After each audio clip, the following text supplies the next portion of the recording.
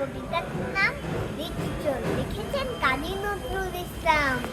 বাবুদের ডাল পুকুরে, হাবুদের ডাল পুকুরে, সিকি পাস করলে তারা, বলি থাম একটু দাঁড়া। পুকুরের ওই কাছে না লিচুরের গাছ আছে না, কথা না আসতে গিয়ে বড় কাস্তে নিয়ে চিকিয়ে যেই চড়েছি, ছোট এক ডাল ধরেছি। ও বাবা মরাত করে করেছি সারা জোরে, বলবি পর মালির খারে সে ছিল গাছের আরে।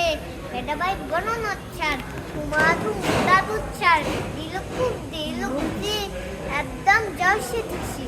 আমিও বাগে থাকো এ হাওয়া চাপে কাপো, লাফিয়ে ডিঙ্গু দেয়াল দিকে খেতে শেয়াল।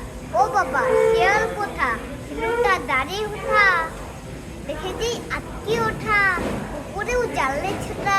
আমি কই কম্ম কাবার, উপরেই করবে সাবান।